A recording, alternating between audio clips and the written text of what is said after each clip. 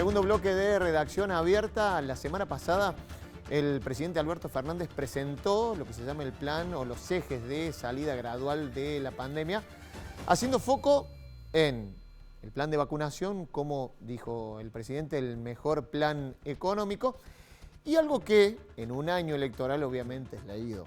En clave electoral nada puede dejar de ser leído en esa lógica, un mensaje positivo con expectativas.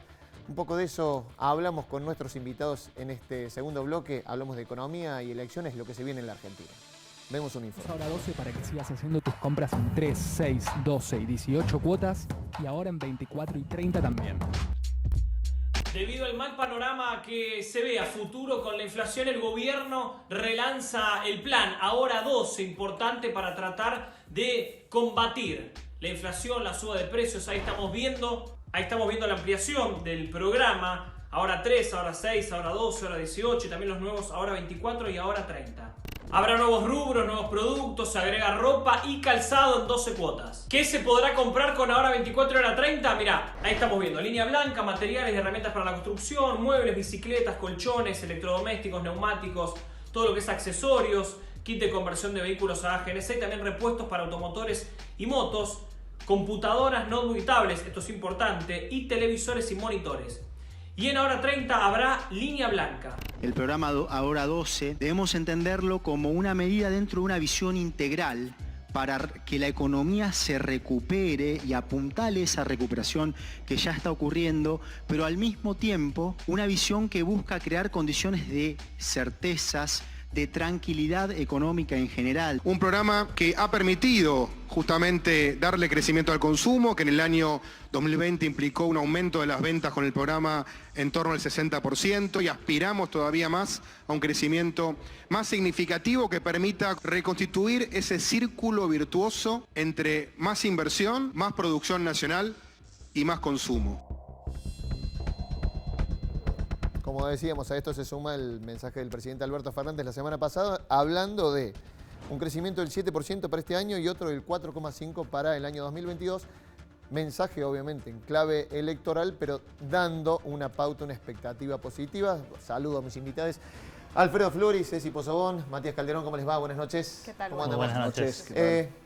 ¿Qué se viene, Ceci? Digamos, ¿qué panorama ves? Una recuperación del consumo, no sé si tan fogoneada como se espera. Digamos, la recuperación viene siendo como lenta y va a depender mucho también de la recuperación en realidad del poder adquisitivo de la gente, el poder adquisitivo de los salarios, el poder de compra. Entiendo que por eso es que se están habilitando todas las negociaciones paritarias, la reapertura de las negociaciones paritarias, que eso en realidad sería lo que podría traccionar un poquito el consumo. Hoy por hoy las negociaciones que se han hecho a principio de año han quedado desfasadas con el incremento de los precios y con la inflación, por eso es por lo cual se están reabriendo, y esa es la razón en primera instancia por la cual está retraído el consumo y las ventas. Se habla de la importancia del consumo, Alfredo. ¿Qué importancia tiene en la recuperación económica argentina el consumo? Bueno, es clave, en esta instancia es clave. Acordate que venimos de 3 años de recesión, ¿no? Porque estamos hablando de un año de pandemia donde hubo una complicación extra, digamos, pero ya a mediados de 2018 comienza la recesión en Argentina con una caída de actividad económica, con una caída de las ventas, el consumo minorista, que no se ha recuperado. Fíjate vos los datos ahora nuevos de CAME, de FEDECOM, de la Federación Comercial, de la Cámara de Comercio, marcan que prácticamente todos los rubros mejoraron respecto al año pasado, pero siguen por debajo del 2019, con lo cual me parece que este tipo de planes, tipo Ahora 30, que está muy bueno, muy interesante, o por ejemplo lo que acaba de anunciar el gobierno ahora, que es un crédito para monotributistas de 150.000 pesos a tasa cero, con 6 meses de gracia, y seguramente otras medidas que van a venir, porque yo no imagino que esto sea el final de una serie de anuncios, apuntan precisamente a reactivar esa parte. Pero coincido con Ceci en que lo que está faltando es plata en el bolsillo de la gente, porque a mí me pueden dar una Hora 30 y bienvenido sea con una tasa accesible,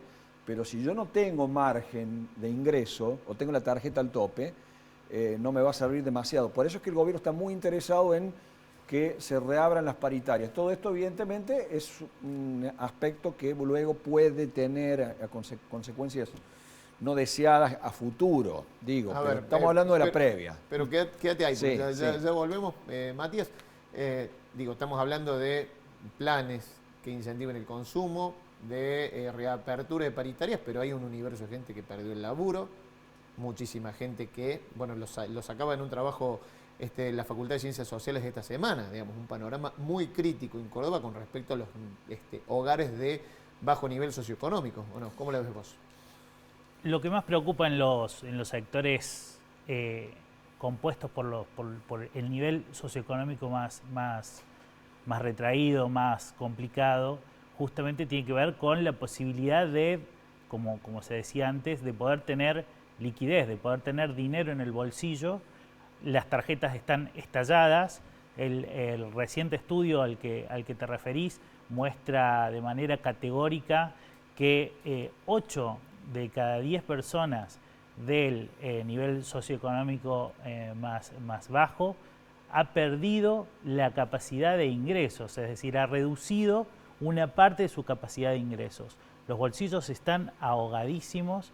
La situación en los hogares más con menos capacidad económica es realmente alarmante y hay una preocupación cada vez más creciente en estos sectores. ¿Y cómo ves que el Estado está tomando eso? Porque digo, se anuncian paquetes de medida, ya se dijo, digamos, que no, o por lo menos se redujo la emisión, con lo que se dice, bueno, hay ciertos programas que no van a volver, o por lo menos ya fueron más quirúrgicos, entonces, digo, ¿ese sector está siendo atendido por estas medidas? Ese sector está siendo atendido de manera, digamos, de costado, no está entrando desde la perspectiva, no está entrando al problema de cuajo, que es justamente la incapacidad o la imposibilidad de poder encontrar liquidez, de poder encontrar dinero para poder afrontar los problemas que está teniendo. Por ejemplo, el trabajo informal, la cantidad de trabajadores y de cordobeses que están viviendo de la changa, también con la pandemia ha ido creciendo. Eso va generando que estén fuera de las discusiones paritarias, estén fuera de lo que muchas veces llamamos la economía formal y tengan que acostumbrarse a vivir en los márgenes y encontrar otras formas para poder sobrevivir. Claro, fíjate vos, ¿Alfredo? A propósito de eso, mostrabas de la hora 30, hablábamos de los créditos que se acaban de anunciar para los monotributistas, pero ninguno de esos dos alcanza a esta gente que estamos hablando de cerca del 50% de la población, o sea que no tiene capacidad de ahorro, que incluso ni siquiera de subsistencia para alcanzar una canasta básica, que están sumidos en la pobreza y en la indigencia, y con los que el gobierno, bueno, trata de arreglarlos a partir de la tarjeta alimentar, de la AUH, que son herramientas de coyuntura, pero que es difícil la inserción de esa gente en el mercado laboral, que ni siquiera está traccionando, porque apenas estamos recuperando parte del empleo formal del año pasado y ni siquiera del 2019. O sea, tenemos una situación compleja en el empleo formal. Pero Alberto decía, digamos, en el anuncio de la semana pasada, Sí. digo, esos números que por allí tiró el presidente, dijo, la industria está llegando a niveles del 2019, Sí. o sea, último año de Macri. Vos lo decías recién, venimos de 3 años de recesión, digamos, tampoco es una comparativa, pero digo, es por lo menos algo que te permite tener un parámetro más certero que compararlo con el año de pandemia, donde, bueno, se desvirtuó todo, ¿o no? Lo que pasa es que estás hablando de la industria en ese caso. No te tenés que olvidar de que hay otros sectores que se han visto mucho más afectados por la cuarentena o las restricciones que se impusieron para morigerar los contagios de coronavirus, como es el caso de hotelería, comercio, todo lo relacionado con turismo, a donde tenés también mucho cuentapropismo, mucho emprendimiento que depende de una sola persona o 2 personas con un monotributo. Todos esos sectores todavía no se están recuperando. Ahí tenés, no recuerdo la cifra que mencionaba hace poquito la Cámara de Gastronómicos y de Hoteleros, pero es muchísima la cantidad, 90.000 personas puede ser, Sí, las que perdieron sí. trabajo en el último Claro, año. Tenés como 2 velocidades, bueno, decía el ministro Culfas, digamos, dentro de la industria tenés sectores muy pujantes, el sector alimenticio, el sector vinculado o relacionado con la agroindustria. Bueno, se me ocurre pensar en algunos que han tenido, incluso la construcción misma ahora está teniendo un despegue muy fuerte, la construcción que es generador de empleo importante, pero otros que no se recuperan en la misma medida dentro de la industria.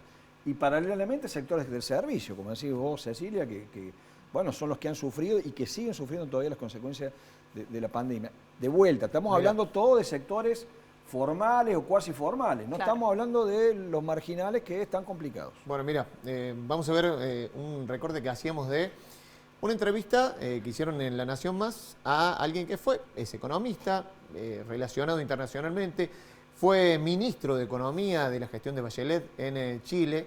¿Por qué? Porque Chile siempre, o muchas veces, en algunos sectores se toma como referencia, bueno, la economía de libre mercado perfecta o que tiene a mirar en Latinoamérica. Bueno, ¿qué está haciendo Chile en este momento en donde se habla de un despegue grande de la economía chilena? Fíjate. El éxito económico o la bonanza que empieza a verse en Chile comparada con el año pasado, ¿tiene que ver con el plan de vacunación?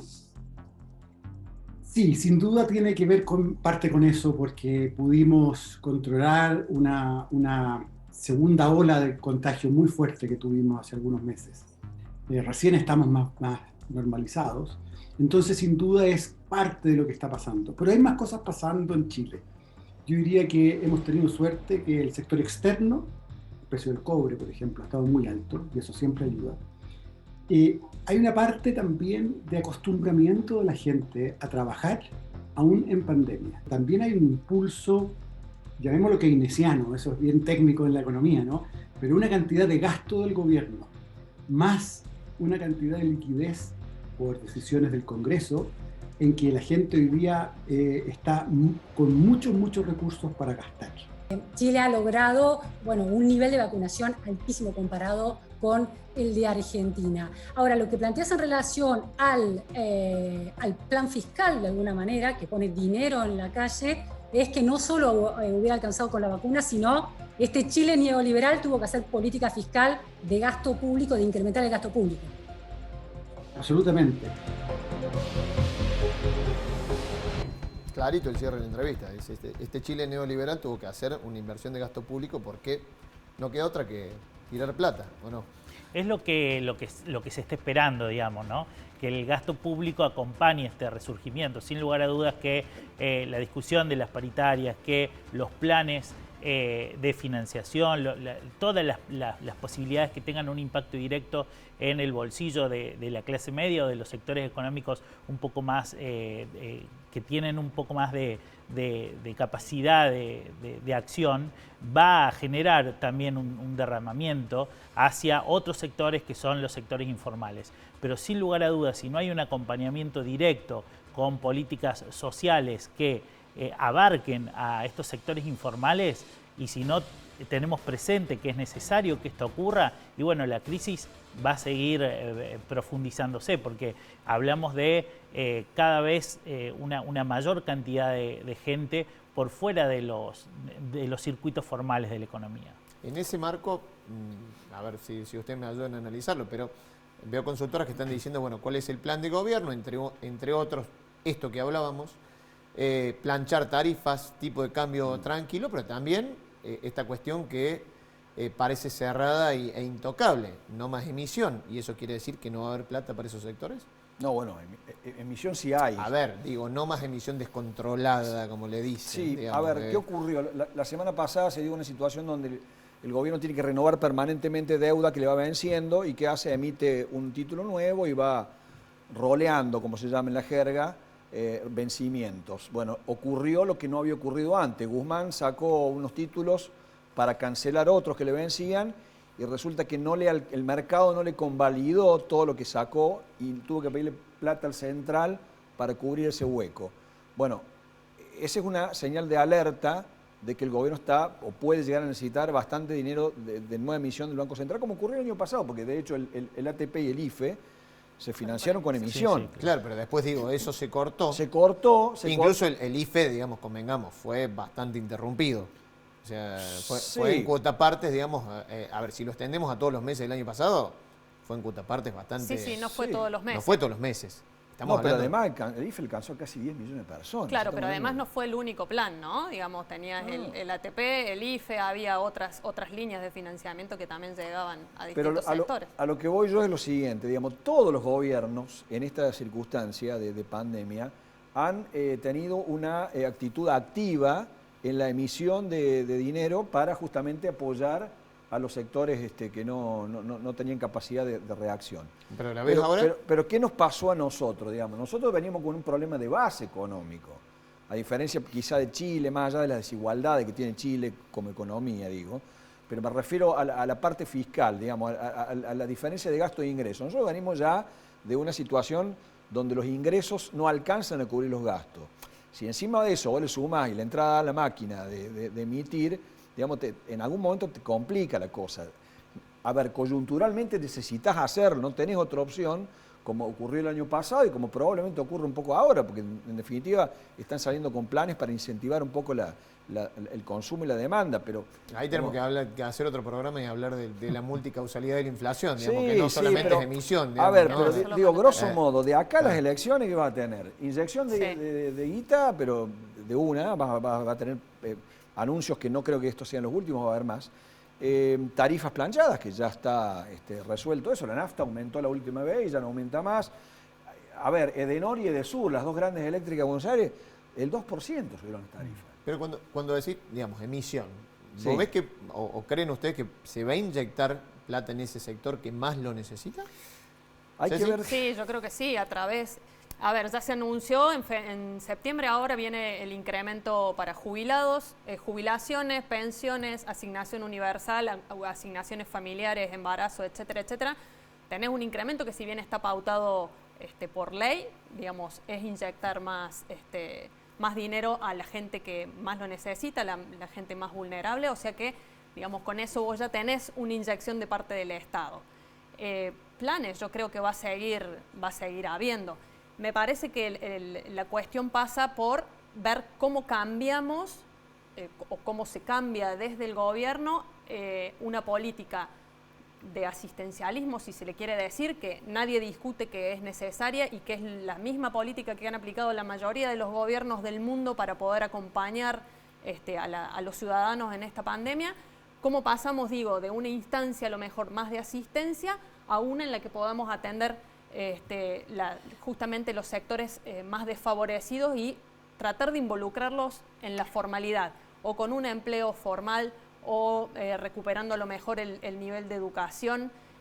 ¿Cómo hacemos para sacar ese 50% de la población que hoy está con un trabajo informal y lo pasamos a la formalidad? Ahí está la pregunta más importante que se deben hacer, ¿no es cierto?, a la hora de pensar la economía, que es, bueno, cómo se incluye, cómo se incorpora a estos sectores en el debate público, en el debate social y en la acción, con miras hacia un mejoramiento incluso a mediano plazo. Como contrapartida del gran impacto económico que ha tenido en los sectores más desfavorecidos económicamente esta pandemia, hemos observado un incremento incluso de la organización social. Bueno, ¿qué se puede aprender de esa organización social? ¿Cuáles son los trabajos que se pueden pensar, las acciones, las actividades que se pueden pensar para que, quienes están hoy en la informalidad puedan pensarse como parte de una economía formal? Eso responde también mejor dicho, no es una respuesta, sino una pregunta en relación a cuál es la matriz productiva que podemos dar en este momento. Es decir, con esta capacidad que tenemos, con este aprendizaje que se ha dado incluso en algunos espacios de manera muy repentina. Por ejemplo, en los comedores, los asistentes de los comedores han aprendido nociones de manera muy rápida acerca de la salud, de cómo cuidar la salud, de cómo acompañar a una persona que esté enferma. Bueno, todo esto que se ha ido aprendiendo y que se ha ido gestando a la par de la pandemia, ¿cómo se puede aprovechar ahora? Es decir, ¿cómo se puede reinvertir en una idea más productiva y menos asistencialista? Hay una digamos, no es nueva, digamos, es histórica, la propensión de la Argentina y el argentino hacia el dólar. Alejandro Berkovich en su programa explicaba lo que ganaron los que apostaron al dólar, los que apostaron al plazo fijo y la otra parte, los que tenían que comprar alimentos. En realidad lo hace haciendo una parábola para decir, bueno, la inflación de los alimentos, la que se dice la inflación de los pobres, te la explica en estas 3 cuestiones. Mirá. Pero fíjate lo que pasó en los últimos 9 meses. Alguien que en octubre de 2020 invertía 19.500 pesos y compraba $100, hoy tiene 18.100 pesos. El que hizo un plazo fijo tradicional en ese mismo momento, hoy está pagando un 40% de tasa efectiva anual, un 34%, algunos bancos pagan un poco más, pero yo 34% con la tasa de interés compuesta te da 40%. El que invirtió 19.500 pesos, los mismos que compraban $100 blue en octubre, lo puso en ese plazo fijo, hoy tiene casi 26 lucas. ¿Pero ganó realmente? Fíjate en esta siguiente placa. El que con esos 19.500 pesos se compraba asado en octubre de 2020, se podía comprar 52 kilos de asado. Estaba, según el INDEC, a 372 pesos el kilo. Ahora, en julio de 2021, el que apostó al blue, que perdió esos 1.400 pesos por la diferencia que hay entre el blue de entonces y el blue de ahora, compra 27 kilos de asado. Entonces, ninguno de los dos, ni el que hizo el plazo fijo en pesos, ni el que compró blue, le ganó al índice asado. Interesante comparación, ¿no? Sí, bueno. Y te sumaría uno más, el aceite, porque el asado por ahí me es difícil frizarlo, no sé, se lo banca. El aceite le pasó más o menos lo mismo. El aceite tuvo subas más o menos en línea con el asado en el último año. El tema de los alimentos es un tema complejo porque es clave como núcleo de la inflación. Inflación que por otra parte mañana va a dar conocer el INDEC, que probablemente sea menor al 3% por primera vez en mucho tiempo, pero que ha sido un serio problema porque en definitiva es lo que te tracciona el índice de la indigencia, la canasta básica alimentaria. Y donde, según el gobierno, tuvo mucho que ver los precios internacionales, la suba de precios internacionales, porque así como nos favoreció que la soja se disparara a niveles récord y eso generó un ingreso de dólares genuinos tan necesarios para la economía argentina, porque se muevan las importaciones y demás, también nos pegó por el lado de los precios internos, domésticos de los alimentos, y eso es lo que está generando que, por ejemplo, el asado haya sido una excelente inversión. Digo, esto visto es un melodrama. Visto desde un punto, realmente la comparación está buena, pero también está bueno para seguir hablando este tema de la inflación de medidas. Solamente la inflación alimentaria es impresionante, digamos.